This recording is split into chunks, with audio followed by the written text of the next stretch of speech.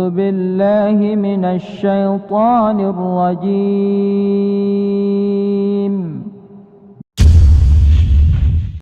Ikhwatal iman rahimani wa rahimakumullah. Kita lanjutkan kajian sirah nabawiyah, dan pada pertemuan yang lalu kita sudah menjelaskan tentang Ghazwatu Al-Ahzab, perang Ahzab atau perang Khandaq, yang mana kemarin kita jelaskan kaum muslimin dikepung oleh sekutu, yang mana sekutu itu mengepung kota Madinah akibat konspirasi dari orang Yahudi. Mereka memprovokasi suku-suku Arab untuk menyerang kota Madinah. Akan tapi Allah Subhanahu wa taala menolong kaum muslimin dengan menghadirkan angin badai sehingga mengakibatkan tentara sekutu, tentara Ahzab, mereka lari tunggang langgang, sehingga Allah Subhanahu wa taala memenangkan kaum muslimin dalam perang Ahzab tersebut. Kemudian ikhwatal iman, sekarang kita akan pelajari Ghazwatu Bani Quraidah, perang Yahudi Bani Quraidah. Perang Bani Quraidah ini masih ada hubungannya dengan perang Khandaq atau perang Ahzab yang kemarin kita jelaskan. Yang mana kemarin sudah kita jelaskan bahwa posisi kota Madinah itu sebelah kiri itu ada gunung batu, sebelah kanan juga ada gunung batu, sebelakang ada Bani Quraidah. Bani Quraidah itu orang Yahudi, komunitas Yahudi dari suku Quraidah. Mereka ada perjanjian damai dengan Rasulullah, sehingga Rasulullah percaya sama mereka, dan mereka punya benteng di belakang, sehingga Rasulullah dan para sahabat konsentrasi untuk menghadapi musuh dari depan, dan konsentrasi untuk membuat parit di depan, karena di belakang ada Bani Quraidah, dan percaya Rasulullah. Ternyata Bani Quraidah berkhianat. Kan gitu kemarin ceritanya. Betul apa enggak? Akibat provokasi dari Bani Nadir yang sudah diusir oleh Nabi sebelumnya melalui ketua sukunya yang bernama Huyai bin Akhtab. Maka kemarin sudah saya jelaskan ada seorang sahabat Nabi namanya Sa'ad bin Ubadah. Dia kena panah, terus dia berdoa, ya Allah, seandainya Sa'ad bin Mu'adz. Saya tadi ngomong Sa'ad bin Sa'ad bin Mu'adz, maaf. Sa'ad bin Mu'adz itu Aus, kalau Sa'ad bin Ubadah itu Khazraj. Sa'ad bin Mu'adz mengatakan, ya Allah, kalau masih ada peperangan lagi setelah ini dengan kafir Quraisy, jangan matikan aku dulu ya Allah. Tapi kalau sudah tidak ada peperangan lagi ya Allah, maka matikan aku. Tapi jangan kau matikan aku ya Allah sampai aku membuat perhitungan kepada Bani Quraidah. Hatinya sakit. Kenapa sakit? Karena Bani Quraidah ini berkhianat. Sedangkan Bani Quraidah itu waktu jahiliyah itu sekutunya Aus. Jadi merasa ditikam dari belakang, sampai doanya Sa'ad bin Mu'adz ini, ya Allah, jangan matikan aku sampai aku buat perhitungan kepada Bani Quraidah. Dan Allah mengijabahi doanya Sa'ad bin Mu'adz. Maka apa yang terjadi, khotbah iman? Mari kita baca. Setelah perang Khandaq selesai, perang Ahzab selesai, Rasul dan para sahabat pulang ke rumah masing-masing. Nah, selama beberapa hari mereka ditimpa ya gonjang-ganjing, bahkan bumi terasa sempit, padahal bumi itu apa? Luas, musim dingin, gak ada makanan, sedangkan musuh mengintai kota Madinah. Mereka ketakutan, kelaparan, jadi satu. Maka ketika Allah memenangkan, para sahabat pulang ke rumah masing-masing. Ya, wa fil yaumil ladzi raja'a fihi Rasulullah ilal Madinah ja'ahu Jibril alaihissalam ingda dhuhur. Ya, Rasulullah sallallahu alaihi wasallam pulang ke Madinah, ya, maka datanglah malaikat Jibril. Ya, pada waktu itu Rasulullah sedang mandi di rumahnya Ummu Salamah. Setelah selesai perang, Rasulullah pulang ke rumahnya Ummu Salamah, Rasulullah mandi. Setelah mandi, turun malaikat Jibril, dan malaikat Jibril berkata kepada Rasulullah, awaqad wada'ta silah ya Muhammad, ya Rasulullah, apakah engkau meletakkan senjatamu?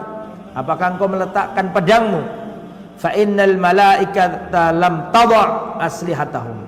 Padahal kami para malaikat belum meletakkan senjata kami. Padahal para sahabat habis letih, capek, membuat apa? Khandaq, ya, dalam keadaan capek, pulang, mereka mulai istirahat. Rasulullah pun demikian, datang Jibril. Ya Muhammad, apakah engkau meletakkan senjatamu? Padahal kami para malaikat belum meletakkan senjata kami. Artinya kemarin dimenangkan oleh Allah perang Ahzab itu melalui tentara para malaikat. Paham sampai sini ya? Maka akhirnya Rasulullah Shallallahu Alaihi Wasallam langsung berdiri, ya, karena diperintahkan oleh Jibril. Fanhad biman ma'aka ila Bani Quraidah. Segera bangkit wahai Muhammad dan segera bergegas menuju Bani Quraidah. Perang ini belum selesai, karena Bani Quraidah masih ada di belakang yang berkhianat itu. Fa inni sa'irun amamaka. Adapun aku Jibril akan berjalan di hadapanmu, di depanmu wahai Muhammad. Uzalzil bihim khusunahum. Aku akan goncangkan, ya, apa namanya, istana-istana mereka, bukan istana, apa namanya, benteng-benteng mereka. Karena ciri khas orang Yahudi di zaman Nabi itu punya benteng-benteng. Karena mereka adalah bangsa yang apa? Penakut, bangsa yang apa namanya, pengecut. Mereka selalu berlindung di balik benteng-benteng. Seluruh suku-suku Yahudi yang ada di Madinah punya benteng-benteng. Mulai dari Qainuqa, kemudian Bani Nadir, kemudian Bani, yang terakhir ini Bani apa? Quraidah. Mereka semuanya punya benteng-benteng yang kokoh. Maka Jibril berkata kepada Rasulullah, inni sa'irun amamaka. Aku berjalan di depanmu wahai Muhammad. Uzalzilu bihim khusunahum. Aku akan goncang-goncangkan benteng-benteng mereka. Wa aqdhifu fi qulubihimur ru'b. Dan akan aku tancapkan di hati-hati mereka ketakutan. Maka Rasulullah SAW memerintahkan para sahabat untuk segera bergegas menuju Bani Quraidah. Saking pinginnya Rasulullah gak boleh ditunda-tunda lagi, sampai-sampai Nabi mengatakan, la yusalliyannal asra illa bi Bani Quraidah. Man kana sami'an muti'an fala yusalliyannal asra illa bi Bani Quraidah. Barang siapa yang mendengar dan taat, maka hendaklah dia bergegas dan jangan sampai sholat asar kecuali di tempatnya Bani Quraidah. Maksudnya apa itu? Maksudnya apa kira-kira? Disuruh apa berarti? Suruh secepat mungkin. Jangan sampai kalian sholat asar kecuali di Bani Quraidah. Artinya waktu sholat asar kalian harus sudah nyampe di sana. Suruh nggak boleh santai-santai, langsung gitu loh. Fastamala alal Madinah ibna Ummi Maktum. Rasulullah menunjuk Ibnu Ummi Maktum, sahabat yang buta itu, ditunjuk untuk memimpin sementara kota Madinah. Dan Rasulullah berangkat dengan para sahabat. Wa atarrayata Ali bin Abi Thalib. Dan Rasulullah memberikan panji Islam, bendera Islam kepada Ali bin Abi Thalib. Kemudian berangkat menuju Bani Quraidah. Fa kharaja Rasulullah, ya, maka keluarlah Rasulullah SAW dengan Muhajirin dan Ansar. Sampai Rasulullah turun singgah di sebuah sumur, ya, sumur namanya Bi'r Anna, sumur Anna. Wa badarul muslimuna ilam tithali amrihi wa nahadu min fawrihim wa taharraku nahwa Quraidah. Maka Rasulullah SAW, maka para kaum muslimin segera, ya, karena mendapat instruksi dari Rasul seperti itu, mereka semuanya berangkat menuju Bani Quraidah. Di tengah jalan para sahabat kedapatan waktu asar. Jadi belum sampai Bani Quraidah, di tengah jalan sudah asar. Akhirnya para sahabat berselisih pendapat. Pendapat pertama mengatakan, ini meskipun sholat asar sudah waktunya, tapi Rasulullah tadi ngomong, jangan kamu sholat asar kecuali di Bani Quraidah. Berarti kita jangan sholat asar dulu, jalan aja pokoknya. Kata yang lain, lunda, kita harus sholat asar, sudah waktunya sholat asar kok. Adapun Rasulullah maksudnya ngomong kayak gitu itu maksudnya kita disuruh cepet-cepet. Apa maksudnya ya? Jangan sampai di tengah jalan harus disuruh cepet. Tapi kenyataannya kita nggak sampai. Ya sudah kita sholat asar di sini. Akhirnya berselisih pendapat para sahabat ini. Paham maksudnya ya? Ya, Rasulullah kan mengatakan la yusalliyanna ahadukum illa bi Bani Quraidah. Janganlah sholat asar di antara kalian kecuali di tempatnya Bani Quraidah. Pendapat pertama mengambil teks Teks nasnya Nabi mengatakan kamu jangan sholat kecuali di Bani Quraidah. Teksnya mengatakan tidak boleh sholat kecuali di Bani Quraidah. Tapi kata para sahabat yang kelompok yang kedua bukan mengambil teks hadis, tapi mengambil pemahaman dari hadis. Pemahaman dari hadis ini maksudnya itu kita disuruh cepet-cepet sehingga kalau bisa sholat asar sudah di mana? Di Quraidah. Tapi kenyataannya kita nggak sampai. Paham maksud saya? Dan ini sudah jelas-jelas waktunya sholat asar. Kalau kita nunggu sholat asar di Bani Quraidah, bisa malam kita sholat di sana. Jelas maksudnya itu. Dan kenyataannya sungguhan. Sebagian sahabat ada yang nggak mau sholat, akhirnya sampai sholat waktu isya di sana. Jadi sudah ada perselisihan di zaman Nabi, di zaman sahabat sudah ada. Saya mau tanya, dalilnya disepakati nggak tadi itu? La yusalliyanna ahadukum illa bi Bani Quraidah. Jangan sholat kalian kecuali di Bani Quraidah. Itu dua kelompok yang berselisih pendapat itu sama-sama meyakini hadis ini sahih apa enggak? Sama-sama tahu itu perintah Nabi, tapi pemahamannya berbeda. Paham maksudnya ya? Yang satu memahami sesuai dengan dohirnya nas, berarti kita jangan sholat kecuali di Bani Quraidah. Nah, yang kedua mengatakan maksudnya Nabi itu suruh apa? Cepet-cepet toh, bukan berarti kemudian memindahkan waktu sholat. Lah terjadi perselisihan. Nanti kita akhirnya ketahuan Rasulullah SAW perkara itu dan Rasulullah tidak mencela satu ini dan tidak mencela satu yang lain. Artinya di situ itu pelajaran berharganya adalah dalam urusan fikih bisa jadi dalilnya itu sama, tapi paradigma sudut pandang itu yang berbeda. Paham maksudnya ya? Nah, kayak gitu harus berlapang dada. Ya, tidak boleh kita gara-gara masalah fikih, masalah-masalah furu'iyah kemudian kita saling menghajar, saling menghantam, saling ngulok-ngulok. No. Nggak dewasa kita kayak gitu. Itu sudah ada di zaman sahabat. Kalau masalah fikih, masalah ya harus berlapang dada. Ini pelajarannya. Kemudian ikhwatal iman yang dirahmati oleh Allah Subhanahu wa taala, Rasulullah berangkat ke Bani Quraidah, jumlahnya adalah dengan para sahabat jumlahnya 3.000 orang untuk menyerang Bani Quraidah itu. Yang berkuda cuma 30 orang. Dari 3.000 yang berkuda cuma 30 kuda saja. Ya, dari 3.000 yang berkuda cuma berapa? 30. Berarti berapa persentasenya? Iya, sangat minim ya. Maka akhirnya Rasulullah dan para sahabat mengepung bentengnya Bani Quraidah, dikepung, dan mereka itu memang kebiasaannya memiliki benteng yang kokoh. Mereka menyimpan air di situ, logistik di situ, gandum sudah disimpan semua. Sehingga kalau ada musuh itu, kalau musuhnya yang nggak kuat logistiknya bisa jadi musuhnya yang pulang. Apa maksudnya ya? Karena di dalamnya sudah banyak makanan, banyak air sudah disiapkan semuanya untuk mengantisipasi kalau ada pasukan yang menyerang. Zaman dulu kayak gitu ya.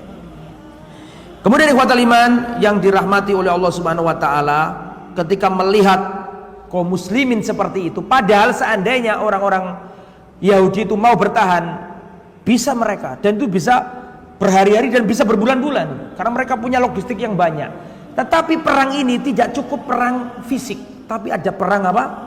Mental. Apa namanya? Perang urat saraf. Apalagi tadi kan Jibril sudah mengatakan aku akan apa?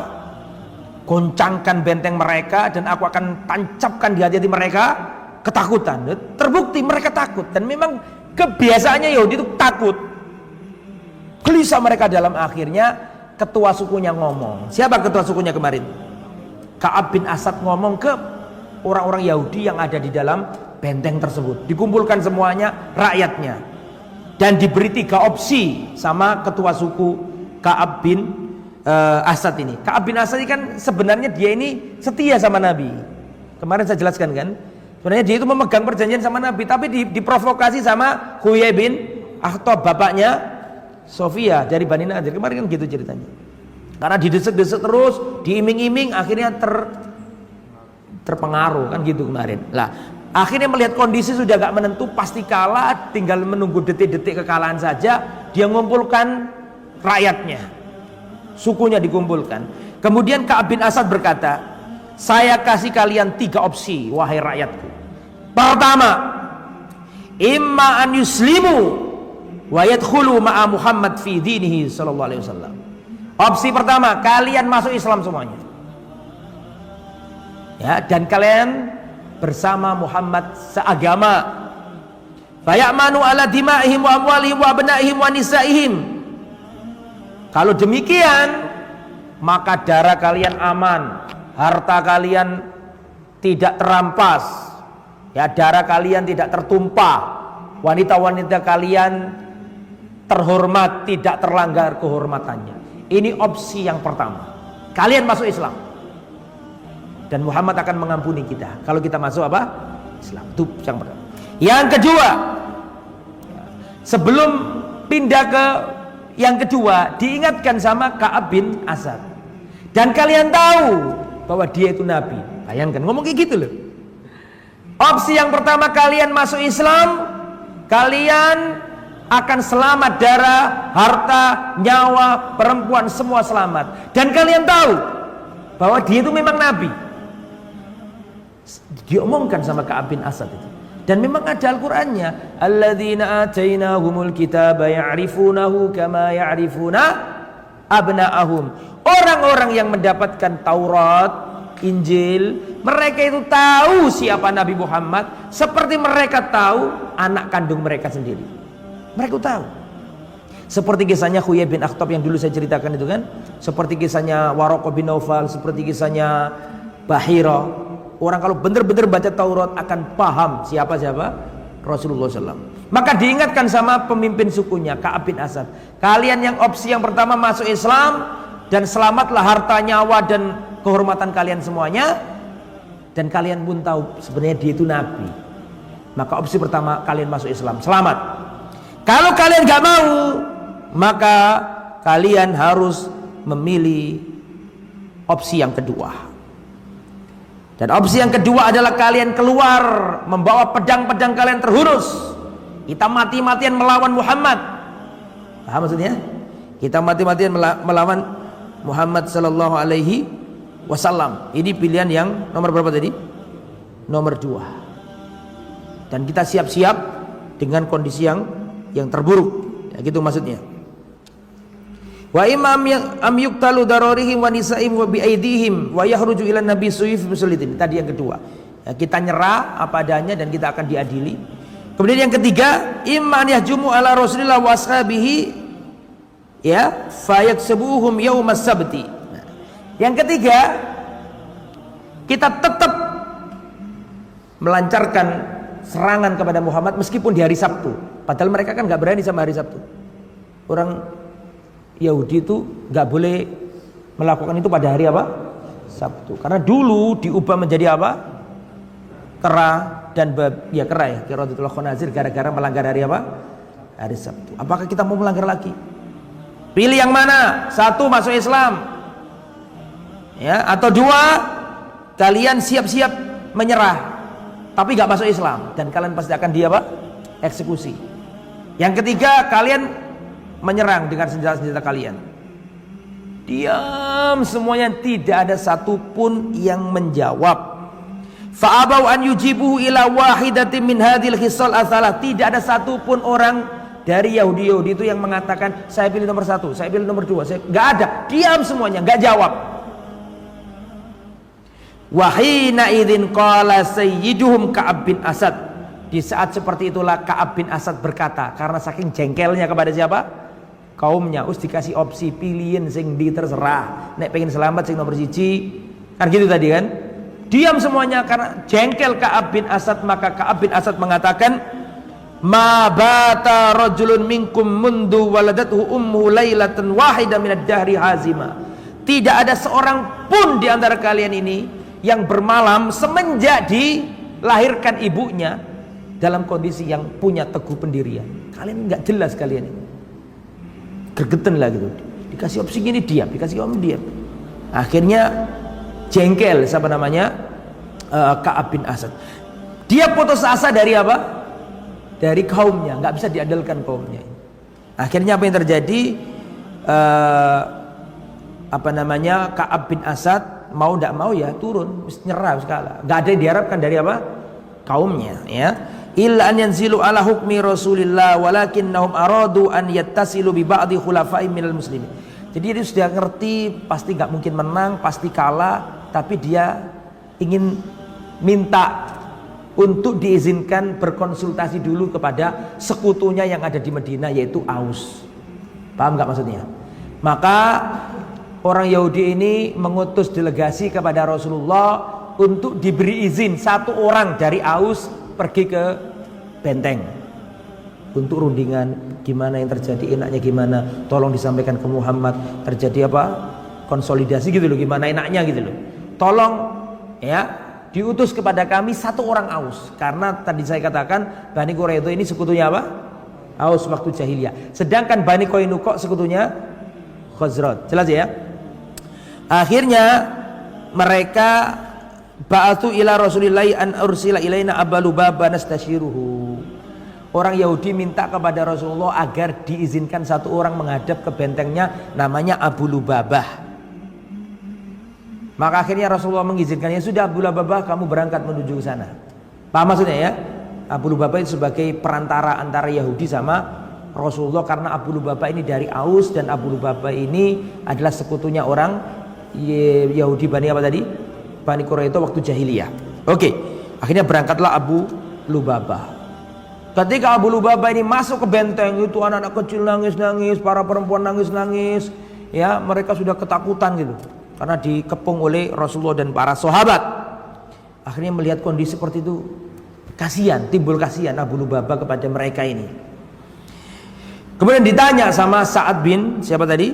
Sa'ad bin Asad, ya, kira-kira kalau kita turun menyerah dan mengangkat apa, bendera putih, kira-kira hukuman apa yang akan diberikan Muhammad kepada kita ini? Maka Abu Lubabah berisyarat dengan tangan yang ada di leher. Yaqulu innahu dzabh fa asyara biyadihi ila halqihi. Ketika ditanya, kira-kira kalau kita turun menyerah, hukuman apa yang kita peroleh? Maka ngasih isyarat Abu Lubabah ini, tangannya ditaruh di lehernya.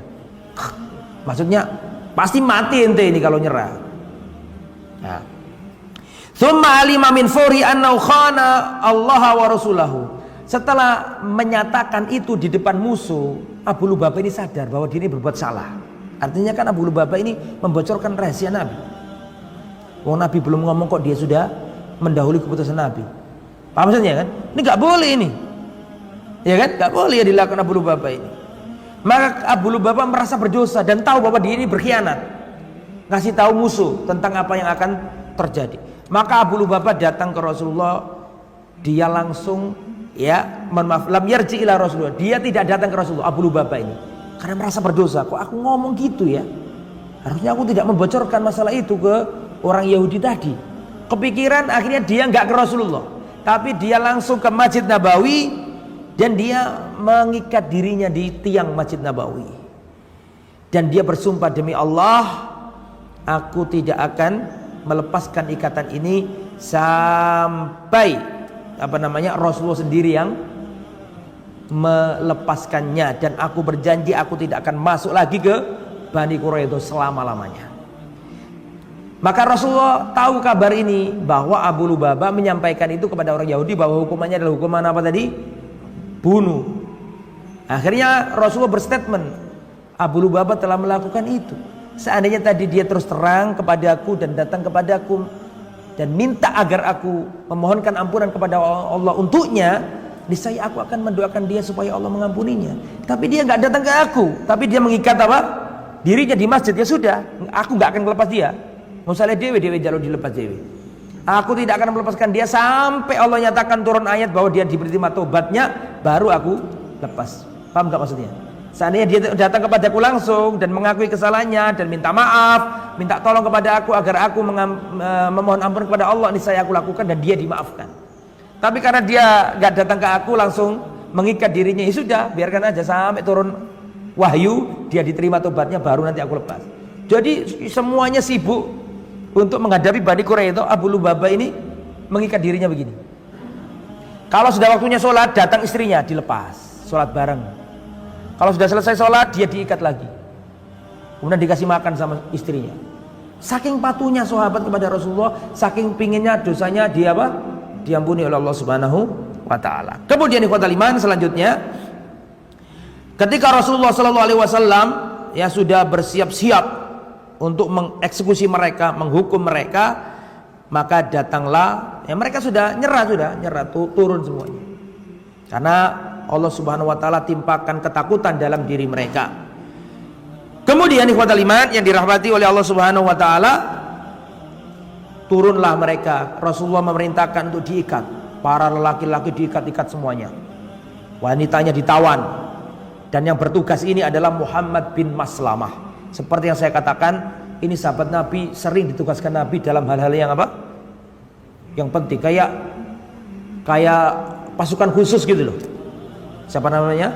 Muhammad bin Maslamah. Dalam hal-hal yang sulit itu jagonya Muhammad bin Maslamah. Maka ditugasi ini Muhammad bin Maslamah memimpin ya, para sahabat untuk mengikat semua orang Yahudi, diikat semuanya. Ini bukan kejam, karena yang dilakukan Bani Quraidah itu fatal. Seandainya kemarin itu berhasil, mati semua itu orang Madinah itu. Karena dia memberi apa? Jalan kepada orang Quraisy. Maka diikat semuanya, perempuannya ditawan semuanya. Datang orang Aus. Orang Aus datang ke Nabi. Nah, Aus kan sekutunya Bani Quraidah. Mereka datang ke Nabi, ya Rasulullah, qad fa'alta fi Bani Qainuqa ma qad alimta.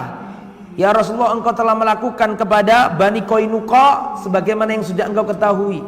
Sedangkan Bani Qainuqa adalah sekutu dari saudara-saudara kami Khazraj. Engkau telah melakukan kepada mereka apa yang kamu lakukan. Artinya apa? Cukup diusir, gak dibunuh, kan gitu kan? Paham maksudnya? Wa haula'i mawalina, sedangkan orang-orang Bani Quraidah ini sekutu kami ya Rasulullah. Kalau kemarin Anda memperlakukan Bani Qainuqa, tidak membunuh mereka, tidak mengikat mereka, tapi Anda persilakan untuk apa? Pergi, tolong perlakukan ini sama ya Rasulullah. Jadi ada belas kasihan, mengingat sekutu zaman dulu ketika jahiliyah. Paham maksudnya ini? Dan Aus ini merasa iri. Kalau kemarin aja sekutunya Khazraj dibebaskan, diusir saja, masa ini dibunuh semua, terus ada anak kecil dan seterusnya. Akhirnya kata Rasulullah, ala tardona an yahkuma fihim rajulun minkum. Oke, kalau gitu sudah, apakah kalian ingin yang menghukumi orang-orang Bani Quraidah ini bukan aku, dari kalian sendiri, yaitu orang-orang Aus. Mereka bertanya, siapa ya Rasulullah? Bagaimana kalau Sa'ad bin Mu'ad? Bukankah kalian itu ya mengakui kepemimpinan, kebaikan dan ketokohan siapa? Sa'ad bin Mu'ad. Maka senang orang Aus nih. Radina ya Rasulullah, radina. Setuju ya Rasulullah. Betul itu ya Rasulullah. Biarkan Sa'ad bin Mu'ad saja yang menghukumi mereka. Karena Rasulullah kan dikira gak adil kok ya kan. Ya sudah, kalian ingin ini teman-teman ente dulu waktu jahiliyah, sekutu ente diberi belas kasihan, oke. Sudah gak aku yang menghukumi, biarkan orang yang paling ternama, paling mulia di kalangan mereka yang menghukumi, yaitu Sa'ad bin apa? Mu'ad. Mereka setuju dan senang. Wah, ternyata yang menghukumi tuan kita sendiri, yaitu orang-orang Aus. Orang-orang Aus mesti nanti hukumannya tidak apa? Tidak berat, dapat amnesti dan seterusnya. Maka akhirnya Rasulullah SAW mengutus beberapa sahabat Nabi untuk mengambil Sa'ad bin Mu'ad. Sa'ad bin Mu'ad pada waktu ada di mana? Ada di Madinah, ada di masjid, dibuatkan tenda oleh Rasul. Masih ingat kan kemarin saya sampaikan itu? Karena kena apa? Kena panah, dia sakit keras Sa'ad bin Mu'ad. Maka datanglah para sahabat membawa Sa'ad bin Mu'ad ke Bani Quraidah. Dibawa. Sesampainya di Bani Quraidah, maka Rasulullah SAW melihat beliau datang, maka Rasulullah berkata kepada sahabat-sahabat Ansor, kumu ila sayyidikum, berdirilah segera sambut tuan kalian, sayyid kalian. Ini bisa ditarik hukum fikih bahwa boleh berdiri jika berdiri itu tujuannya berjalan menyambut. Kumu ilah itu boleh. Misalnya datang tamu dari luar, terus saya berdiri, terus saya bergegas menuju tamu itu, boleh apa enggak?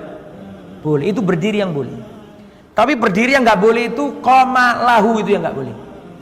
Misalnya Bapak Bupati datang, hadirin mohon diharap berdiri, itu nggak boleh. Karena itu bukan dalam rangka berdiri kemudian datang ke orangnya menyambut, bukan. Tapi dia masih duduk di apa? Masih berada di tempatnya masing-masing, itu yang nggak boleh. Paham perbedaannya? Itu hukum fikih yang kita ambil dari kisah ini. Ketika melihat Sa'ad bin Ubadah datang, Sa'ad bin Mu'ad datang, maka Rasulullah berkata kepada sahabat-sahabat Ansar, "Kumu ila sayyidikum." Berdirilah segera sambut menuju siapa? Sayyid kalian. Ini juga dalil boleh mengucapkan sayyidina, itu boleh. Jangankan kepada Rasulullah, sahabat aja Rasulullah menamai sahabat tadi sayyid. Kumu ila sayyidikum. Berdirilah menuju sayyid kalian. Kalau sahabat saja dipanggil Nabi sayyid, apalagi siapa? Rasul sendiri. Boleh. Ya, tapi kadang-kadang kita nggak ngerti ilmunya, kemudian gampang nyalahkan. Kata sayyidina itu hukumnya terperinci. Ya. Kalau di dalam sholat, naam, nggak boleh ditambah-tambahi sholat itu. Kenapa? Karena Nabi mengatakan apa? Sallu kama ra'aitumuni usolli. Sholatlah kalian seperti melihat aku sholat. Artinya yang apa ada ya ditiru, nggak usah ditambah-tambahi. Dan nggak mungkin, apa mungkin Rasulullah ketika tahiyat terus Nabi berkata untuk dirinya, Allahumma sholli ala sayyidina. Mau ngapain diri masuk ngomong ngono Nabi? Allahumma sholli ala sayyidina. Ya kan nggak mungkin dah. Artinya Rasulullah nggak mungkin mengucap itu. Maka ketika sholat tauqifiyah, sesuai petunjuk Nabi, jangan ditambahi, jangan dikurangi. Kalau sholat Allahumma sholli ala Muhammad wa ala ali Muhammad, ya, kama shallaita ala Ibrahim wa ala Ibrahim innaka Hamidum Majid, wa barik ala Muhammad wa ala ali Muhammad kama barakta ala Ibrahim wa ala ali Ibrahim innaka Hamidum Majid, dan yang semisalnya itu. Jadi tanpa sayyidina.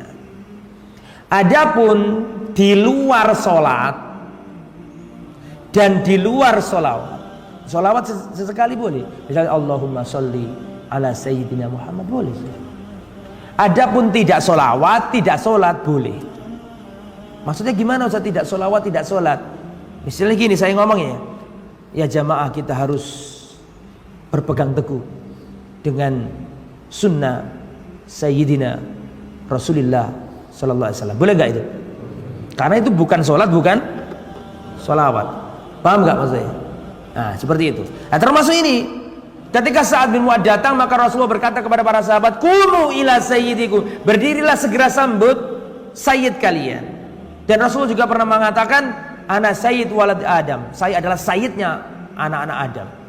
Nabi sendiri yang ngomong kayak gitu. Akhirnya para sahabat menyambut beliau dan diturunkan. Kemudian, "Ya Sa'ad, inna haula'i qad nazalu ala hukmik."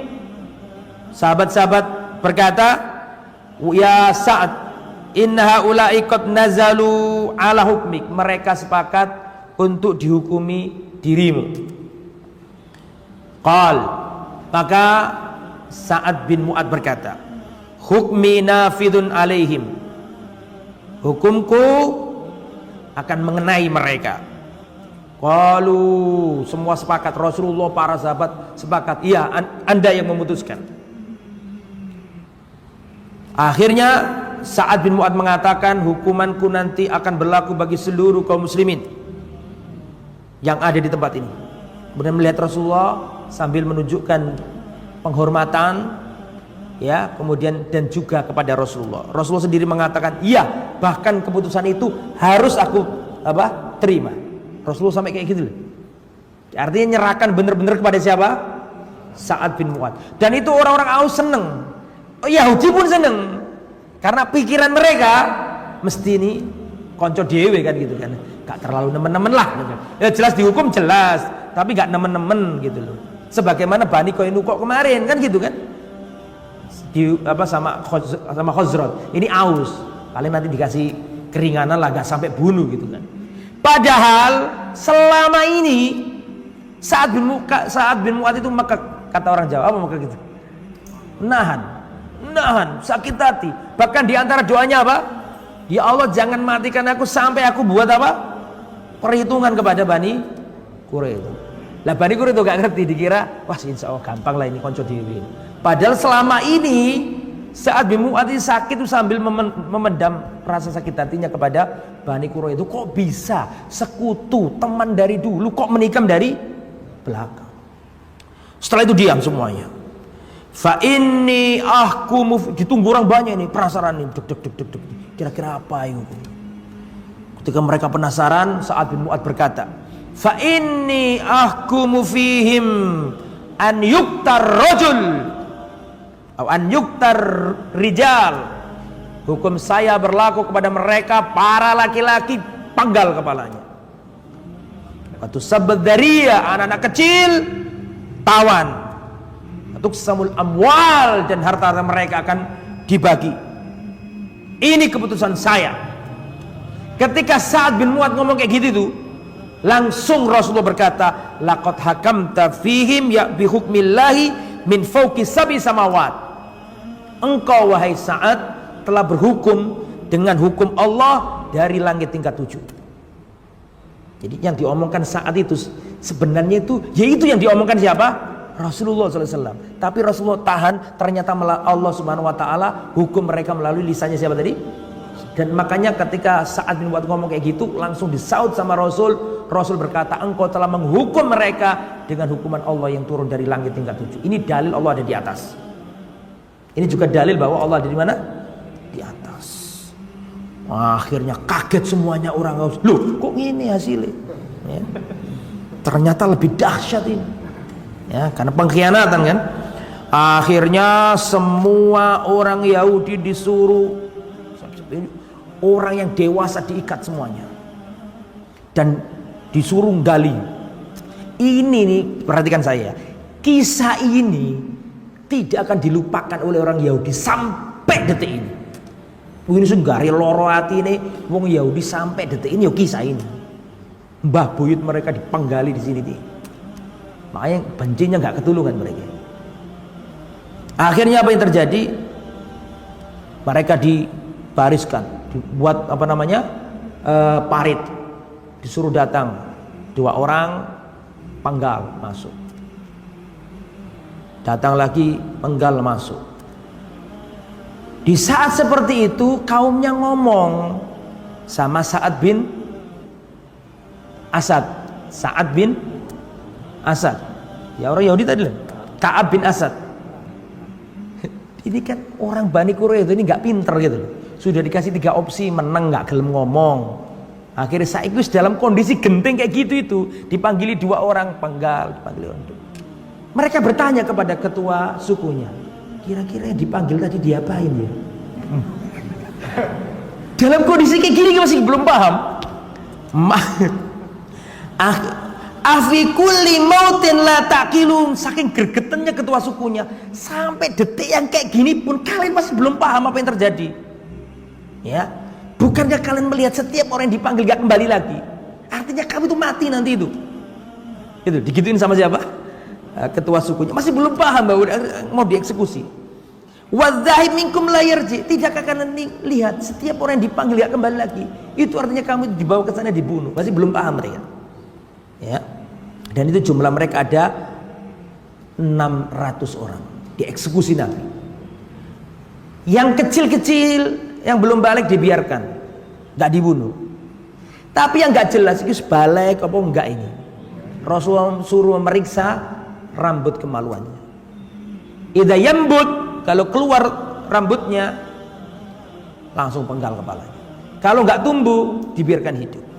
Lah, termasuk yang tidak tumbuh pada waktu itu, selamat karena ketidaktumbuhannya itu, yaitu Atiyah Al-Quradi, ya, dan nanti jadi sahabat Nabi. Atiyah Al-Quradi ini, Quradi dari suku Quraidah, namanya Atiyah Al-Quradi. Dia ini termasuk yang belum tumbuh. Akhirnya dibebaskan dan masuk Islam dan jadi sahabat Nabi. Atiyah bin Quraidah. Nah, akhirnya apa yang terjadi? Semua dieksekusi, termasuk Huyai bin Akhtab, bapaknya Sofia, bapaknya istri Rasulullah SAW, ketua Bani Nadir. Kan mereka kan ketua Bani Nadir, siapa namanya tadi? Huyai bin Akhtab kan berjanji sama pimpinannya Bani Quraidah, Ka'ab bin Asad, mengatakan kalau sampai terjadi apa-apa, Quraisy begini, Ghatafan begini, mereka pulang ke negerinya, sebagai jaminannya aku akan ikut masuk ke bentengmu. Kemarin kan saya gituin. Masih kan nggak gitu itu? Akhirnya termasuk, padahal dia ini bukan Bani Quraidah. Huyai bin Akhtab bukan Bani Quraidah, tapi Bani apa? Bani Nadir. Tapi karena sudah ada perjanjian sebelumnya, dia ikut di benteng situ dan ikut hampir dipenggal. Di saat seperti itu, ketika sudah antrian untuk dipenggal kepalanya itu, gitu-gitu sempatnya Huyai bin Akhtab berkata kepada kepada orang-orang Yahudi yang menunggu eksekusi, "Ama wallahi malumtu nafsi fi muadatika." Demi Allah, dia bersumpah demi Allah dia. Demi Allah, aku bersumpah tidak pernah mencela diriku sendiri. Aku tidak pernah mencela diriku sendiri karena memusuhimu wahai Muhammad. Walakin man yughaliballahu yughlab, tetapi sudah menjadi takdirnya Allah, siapa yang dikalahkan pasti kalah, dan aku tidak pernah menyesal memusuhi dirimu. Tsumma qala, kemudian dia berkata kepada orang-orang Yahudi, ayyuhan nas la ba'sa bi amrillah, wahai kaum Yahudi, tidak mengapa dengan kejadian ini, sudah menjadi keputusan Allah, kitabun wa qadar, ini sudah ditulis di Lauhul Mahfuz. Mereka percaya, orang Yahudi itu bukan orang bodoh, ngerti ilmu mereka itu. Fahimtum kalami? Makanya di dalam surat Al-Fatihah itu, perhatikan, di dalam surat Al-Fatihah manusia dibagi menjadi 3 golongan. Siapa aja? Yang pertama, an'amta alaihim, orang yang mendapat nikmat. Yang kedua, al-maghdubi alaihim, orang yang dimurkai. Yang nomor 3, ad-dhalin, orang yang tersesat. Jadi kalau ada dari dai kok suka mengkotak-kotakkan orang, loh, Al-Quran mengkotakkan orang. Bahkan surat Al-Fatihah, surat pertama di dalam Al-Quran itu sudah mengklasifikasikan manusia menjadi 3. An'amta alaihim, orang yang mendapat nikmat, maghdubi alaihim, orang yang dapat murka, dhalin, orang yang sesat. Siapa orang yang tersesat itu? Orang yang banyak amal tanpa ilmu, seperti orang Nasoro. Seperti orang Nasoro. Umar bin Khattab itu pernah melihat seorang biarawan di gereja, Pak. Pakaiannya lusuh, dia berdoa khusyuk di gerejanya, hidup dalam kerahiban, meninggalkan wanita, meninggalkan kenikmatan dunia, dia menyembah Tuhannya dengan pakaian yang compang-camping khusyuk. Dilihat sama Umar bin Khattab tuh, nangis Umar bin Khattab. Lihat orang kok khusyuknya kayak gitu itu, nangis Umar bin Khattab. Ditanya sama orang-orang, ya Amirul Mukminin, kenapa anda nangis? Ini orang kafir loh itu, kenapa anda kok nangis orang kafir? Umar bin Khattab mengatakan, saya kasihan lihat orang ini. Amilatun nasibah tasla naran hamiyah. Di dunia dia capek beribadah, sungguh-sungguh letih lesu, capek luar biasa, meninggalkan dunia ibadah serius. Tasla naran hamiyah, tapi di akhirat dia dilemparkan ke neraka. Itu orang Nasrani, amalnya banyak tapi tidak berdasarkan ilmu. Yang al-maghdubi alaihim, orang yang dimurkai. Siapa orang dimurkai? Orang yang banyak ilmunya tapi nggak ngamalkan. Paham maksudnya? Orang yang punya ilmu tapi nggak mau menjalankan ilmu tersebut. Contohnya apa? Al-Yahud. Makanya kemarin saya ceritakan, orang Yahudi itu ngerti. Masih ingat nggak kisah masuk Islamnya Abdullah bin Salam, seorang sahabat Nabi yang aslinya beragama Yahudi. Mereka tahu, alladzina atainahumul kitaba ya'rifunahu kama ya'rifuna abna'ahum. Orang yang membaca Taurat itu tahu siapa Nabi Muhammad seperti mereka tak melihat apa? Anak kandungnya sendiri. Nah, sama dengan ini sahabatnya Huyai bin Akhtab ini, meskipun tahu Rasulullah itu Nabi, tapi dia mengatakan, la ba'sa bi amrillah, wahai kaumku, tidak mengapa, jangan gelisah, jangan menyesal. Kitabun wa qadarun, ini sudah menjadi ketetapan Allah dan sudah menjadi takdirnya Allah. Kata bahwa Allah ala Bani Israel, yang sudah Allah tetapkan kepada Bani Israel. Thumma jalasa, kemudian dia duduk dan dipenggal kepalanya oleh sahabat Nabi, gelundung kepalanya. Dan ada satu wanita Yahudi yang dibunuh karena wanita ini membunuh sahabat Nabi yang bernama Khalad bin Suwaid. Ya, dia melemparkan gilingan, zaman dulu kan gilingan kayak gini dari batu, dilemparkan ke sahabat Nabi Khalad bin Suwaid sampai Khalad bin Suwaid ini wafat, gugur. Maka ini satu-satunya wanita yang dieksekusi, yang lainnya aman, tidak dieksekusi. Karena nggak boleh membunuh apa? Wanita dalam perang, kecuali wanita yang ikut perang dan bawa senjata boleh dibunuh. Kemudian ada seorang sahabat Nabi namanya Thabit bin Qais, minta agar satu orang Yahudi jangan dibunuh, namanya Zubair bin Battah. Keluarganya sama hartanya ini dikasihkan ke dia dan jangan dibunuh. Tapi Zubair bin Battah menolak, sudah bunuh saja saya, tolong bunuh saya agar saya ketemu dengan orang-orang yang saya cintai yang mati duluan tadi. Ya, dipenggal kepalanya juga. Dan ada anaknya Zubair bin Battah namanya Abdurrahman bin Zubair, ini Yahudi, masih kecil, dibiarkan hidup dan dia masuk Islam dan menjadi sahabat Rasulullah SAW. Begitu juga dengan Ummul Mundir Salma binti Qais. Salma binti Qais ini juga minta agar ada orang yang jangan dibunuh, namanya Rifa'ah bin Samuel Al-Quradi. Samuel nama Yahudi ya. Sam'un, antum tahu Simon Peres itu kan, Perdana Menteri Israel. Simon itu bahasa Arabnya Sam'un. Fawahabalaha fastahya faslama walau suhbah. Dan akhirnya Rifa'ah bin Samuel Al-Quradi ini masuk Islam dan jadi sahabat Nabi, ya. Kemudian ikhwatal iman rahimani wa rahimakumullah, pada waktu itu Rasulullah SAW memilih wanita yang bernama Royhana binti Amr bin Khunafah. Nah, sebagian mengatakan ini istrinya Nabi, tapi pendapat yang rojih dia ini bukan istrinya Nabi, tapi seperti Maria begitu, Maria al-Qibtiyah, budak, bukan istri. Lah setelah selesai itu semuanya, baru Sa'ad bin Mu'ad diwafatkan Allah seperti doanya, persis. Jadi kan perang Ahzab ini perang terakhir melawan Quraisy. Kemarin Nabi mengatakan setelah perang Ahzab, setelah perang Khandaq kemarin, Nabi berkata mulai detik ini kita nggak diserang lagi, tapi kita yang menyerang. Mulai detik ini kita nggak dikepung lagi, tapi kita yang mengepung. Kemarin kan saya ngomong kayak gini. Dan sesuai dengan doanya Sa'ad bin Mu'adz, ya Allah, kalau masih ada perang lagi ya Allah dengan orang kafir Quraisy yang mendustakan nabimu, tolong jangan matikan aku dulu ya Allah. Aku masih ingin berperang kepada orang Quraisy. Tapi kalau ini adalah perang yang terakhir, sudah nggak ada perang lagi dengan Quraisy, matikanlah aku ya Allah. Tapi jangan kau matikan aku dulu sampai aku buat perhitungan kepada Bani Quraisy. Lihat, seorang hamba itu kalau tulus dan disertai dengan hati dalam berdoa, Allah ijabahi sempurna seperti yang diinginkan oleh dia. Sudah nggak ada perang lagi sama apa?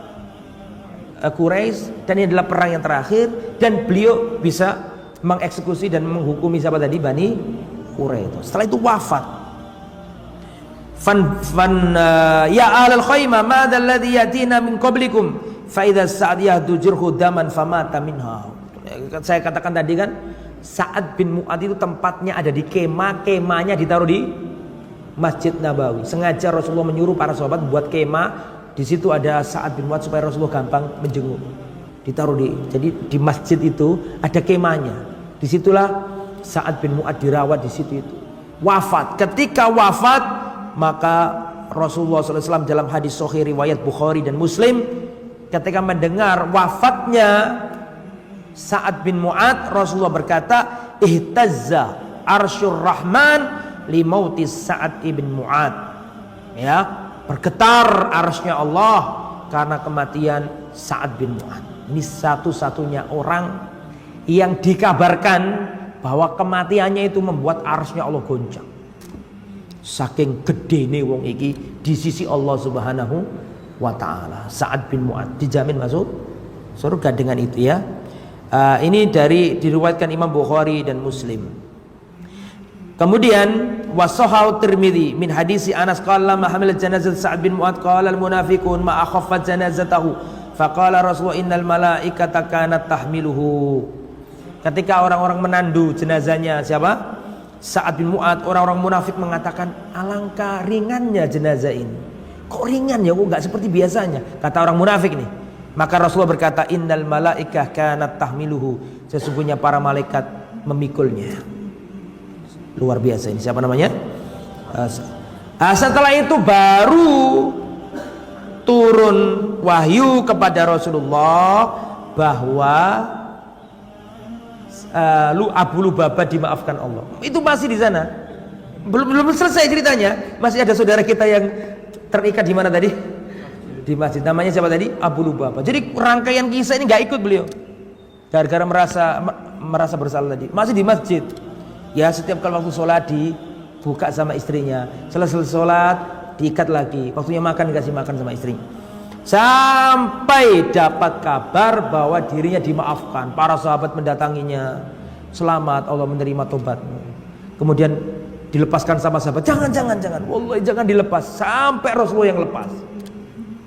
Ngelepas ya Rasulullah yang pengennya Rasulullah yang lepas. Akhirnya Rasulullah SAW datang dan Rasulullah yang apa? Melepas ikatannya. Artinya sah, benar-benar dimaafkan oleh apa? Allah Subhanahu wa taala. Inilah kisah Bani Quraisy.